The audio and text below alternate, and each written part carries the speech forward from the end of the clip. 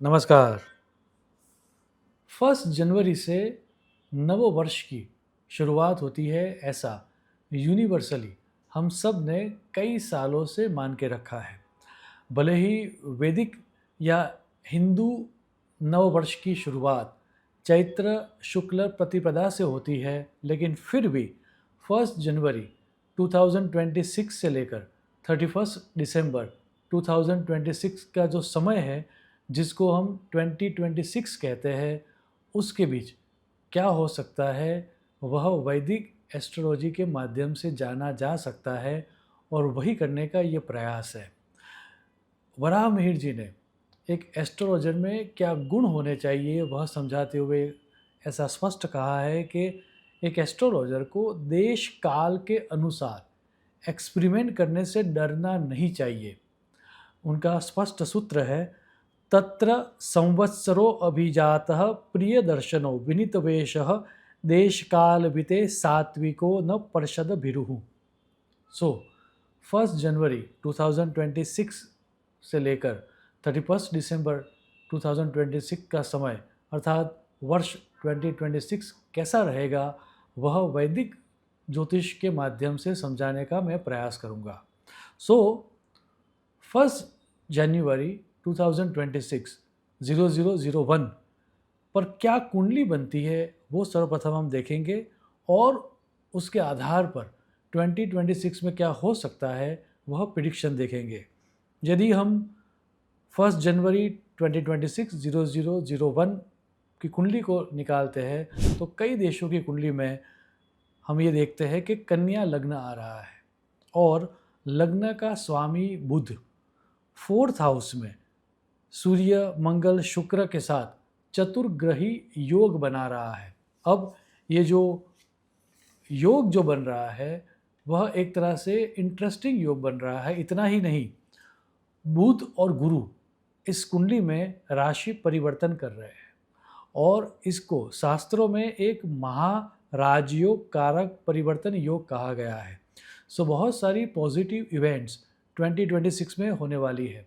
यदि उसी कुंडली को देखें तो 1st house, 4th house, 7th house और 10th हाउस एवं नवम स्थान में उच्च का चंद्र होने के कारण मानवतावादी कार्य, ह्यूमैनिटेरियन वर्क्स या पब्लिक वेलफेयर के कई कर्म इस वर्ष किए जाएंगे।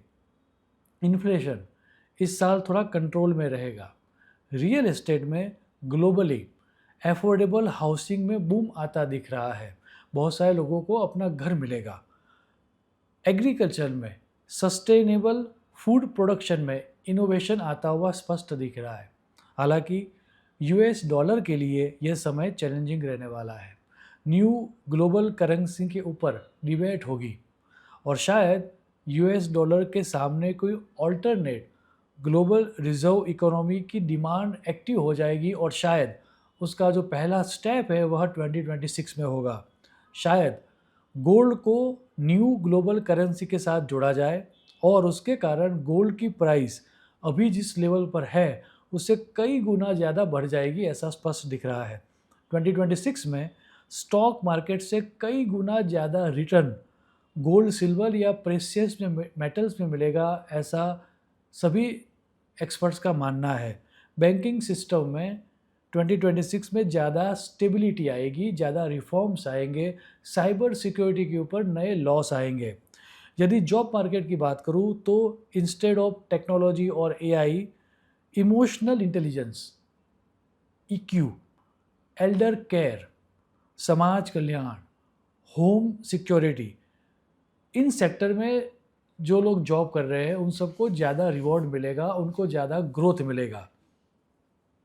न्यू ईयर की कुंडली में 4th हाउस में 4 प्लैनेट्स होना, वो भी एक तरह से बॉर्डर डिस्प्यूट्स सरफेस पर आएंगे देशों के बीच, ऐसा दिख रहा है। हमारा देश पहले फिर विश्व, नेशन फर्स्ट देन ग्लोब, ऐसा अप्रोच सभी नेशंस करते रहेंगे।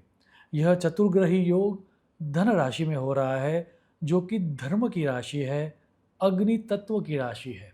सो धार्मिक रेडिकल ग्रुप्स इस समय के दौरान एक्टिवेट हो गए, और शायद किसी नेता के, धार्मिक नेता के भड़काऊ भाषण के कारण टेररिस्ट अटैक हो और धर्म युद्ध जैसा माहौल क्रिएट होता हुआ दिख रहा है। क्योंकि अग्नितत्व डेवलप हो रहा है तो इस 2026 में आग लगने की कई इवेंट्स होगी। कई फॉरेस्ट हम देखेंगे कि आग के कारण जल के एक तरह से खाक हो गए और उसके कारण पूरे विश्व का जो टेम्परेचर है वह इस वर्ष थोड़ा और बढ़ेगा, ऐसा स्पष्ट दिख रहा है। आर्ट, म्यूज़िक, जुडिशियल और एजुकेशन सिस्टम में बहुत ज़्यादा रिफॉर्म्स आते हुए स्पष्ट दिख रहे हैं। अब ये जो सूर्य, बुध, मंगल और शुक्र, ये 4 ग्रहों की जो युति हो रही है, उस युति को यदि हम थोड़ा और ज़्यादा ज़ूम इन करके देखें तो ऐसा लिख रहा है दैट इस समय में शनि भले सप्तम हाउस में है लेकिन अपनी 10th एस्पेक्ट से इन चारों ग्रहों को देख रहा है और गुरु अपने 7th एस्पेक्ट से इन चारों ग्रहों को देख रहा है। सो कुल मिला के यदि हम देखें तो धन राशि में 6 ग्रहों की एनर्जीज कॉन्सेंट्रेट हो रही है। अब इस तरह के कॉम्बिनेशंस को शास्त्रों में अच्छा नहीं माना गया है। ये जो चतुर्ग्रही योग है जो जनवरी में हो रहा है ऐसा नहीं है, आगे जाके फरवरी में भी होगा और मार्च में भी होगा और उसके कारण धन राशि, मकर राशि और कुंभ राशि में भी यह चतुर्ग्रही योग रिपीट होने वाला है। अब इस नेगेटिव ग्रह योग के बारे में बात करते हुए महर्षि नारद ने और मयूर चित्रक में यह श्लोक दिया गया है। एक राशो यदा यान्ति चत्वारः पंचखेचराः प्लावयन्ति महिम सर्वां रुधिरेण जलेन वा। अर्थात यह चतुर्ग्रही योग के कारण पृथ्वी पर बहुत सारे वॉर्स होते हैं, बहुत सारे लोगों की जान जाती है और एक तरह से मानव के लहू का फ्लड आता है। इतना ही नहीं, सुनामी और फ्लड्स के कारण बहुत सारे प्रदेश जल के अंदर डूब जाते हैं, आइदर ब्लड के कारण या फिर वाटर के कारण पृथ्वी तकलीफ में रहती है, ऐसा स्पष्ट कहा गया है। अब ये जो नेचुरल कैलेमिटी है या वॉर है वो पूरे विश्व में न होते हुए कहाँ पर होने की संभावना ज़्यादा है वह भी शास्त्र दर्शा रहा है कुर्म चक्र के सिद्धांत के आधार पर और स्पष्ट सूत्र भी दिए गए हैं। So Asian countries like India, Indonesia, China, Russia, Pakistan, Saudi Arabia, African countries like Nigeria, Ethiopia, Egypt, Tanzania, Europe की कुछ countries like Italy, Spain, Ukraine, Poland और ग्रीस एवं ऑस्ट्रेलिया और न्यूजीलैंड, इन सब में ये नेचुरल कैलेमिटीज़ या वॉर होने की संभावना है। अब इसमें भी ज़्यादा जब जूम इन करते हैं तो Spain, Saudi Arabia, Hungary, Madagascar और ऑस्ट्रेलिया में सुनामी या फ्लड के कारण काफ़ी लोगों की जान जाती हुई हमें स्पष्ट दिख रही है। अब इस सूत्र को थोड़ा और ज़्यादा समझते हुए हम थोड़ा और जूम इन करके बात को समझे तो 3-4 बातें और स्पष्ट हो जाती है। उसमें सबसे पहली बात ये स्पष्ट हो रही है कि रशिया यूक्रेन का वॉर जो कि काफ़ी समय से चल रहा है वह इस समय के दौरान 2026 में और ज़्यादा इंटेंस होगा। कुछ और कंट्रीज़ इसमें इन्वॉल्व होगी और वर्ल्ड वॉर 3 जैसी परिस्थितियाँ निर्मित होती हुई स्पष्ट दिख रही है। मई 2026 के बाद पूरा विश्व न्यूक्लियर वॉर के डर में जिएगा। शायद कहीं पर कोई न्यूक्लियर अटैक कोई देश दूसरे देश के ऊपर कर भी दे, किसी बड़े नेता की अपमृत्यु या एसेसिनेशन के कारण युद्ध और इंटेंस होता हुआ स्पष्ट दिख रहा है। अब 9 वर्ष की कुंडली को थोड़ा और समझे, थोड़ा और ज़्यादा जूम इन करें, डिकोड करके यदि भारत देश में स्पेसिफिकली क्या हो सकता है उसकी बात करें तो उसके लिए वर्ष प्रबोध में बहुत सूत्र दिए गए हैं जो यहाँ पर मैं संक्षिप्त में देना चाहूँगा। कन्यायाम सुस्थिति ही प्राच्य ध्रुते चैव महर्दता, अर्थात eastern part of the India, अर्थात बिहार, झारखंड, उड़ीसा, वेस्ट बंगाल में लोग खुश हो गए, वहाँ पर महंगाई बढ़ेगी। मारीड दक्षिण देशे स्यात् तथा वंगेपि उपद्रवः, अर्थात बंगाल में उपद्रव, प्रोटेस्ट और कम्युनल राइट्स होंगे।